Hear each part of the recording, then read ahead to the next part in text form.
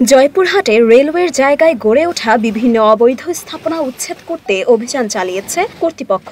বুধবার রেলগেট এলাকার পূর্ব পাশের অংশে এই উচ্ছেদ অভিযান চালানো হয়। সকাল 10:30 থেকে শহরের রেলগেট এলাকায় শুরু হয় এই উচ্ছেদ অভিযান। অবৈধভাবে গড়ে ওঠা বিভিন্ন দোকানপাট ছাড়াও কমিউনিস্ট পার্টির অফিস, ছাত্র ইউনিয়নের জেলা অফিসও গুঁড়িয়ে দেওয়া হয়েছে। অভিযানে রেলওয়ের বিপুল সংখ্যক পুলিশ উপস্থিত ছিল। তাদের সহযোগিতা করেন রেলওয়ে রোভার স্কাউটের সদস্যরা।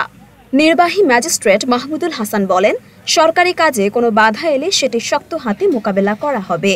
রেলওয়ের কাজ আমরা এখানে এসেছি হচ্ছে ওনাদেরকে সহযোগিতা করার জন্য এবং ল অ্যান্ড অর্ডারটা দেখার জন্য। এখানে যেহেতু ওনারা একটা সরকারি কাজ করছেন, এই ক্ষেত্রে যদি কোনো ল অ্যান্ড অর্ডার ভায়োলেট হয় ওইটা আমরা দেখব। পশ্চিমাঞ্চল রেলওয়ের ঈশ্বরদী পাকশি জোনের ভূ সম্পত্তি জানান, রেলওয়ের ভূমি উদ্ধার কাজ চলমান থাকবে। এর মাধ্যমে রেলওয়ের রাজস্ব বৃদ্ধি পাবে।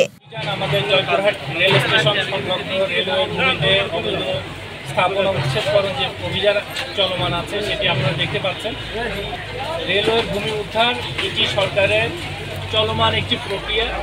আপনারা জানেন আমাদের নতুন অন্তর্বর্তীকালীন সরকারের নির্দেশনা রয়েছে যে আমাদের যে উচ্ছেদ প্রক্রিয়া অবৈধ ভূমি উদ্ধার এবং অবৈধ স্থাপনা সহ উচ্ছেদপূর্বক সেখানে রেলওয়ে রাজস্ব বৃদ্ধির যে উদ্দেশ্য রয়েছে, একই সাথে আমাদের রেল ভূমি রক্ষা।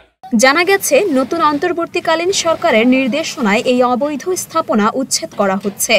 দখল হওয়া জায়গা উদ্ধার না হওয়া পর্যন্ত অভিযান অব্যাহত থাকবে। মরিয়ম মিম, ঢাকা পোস্ট।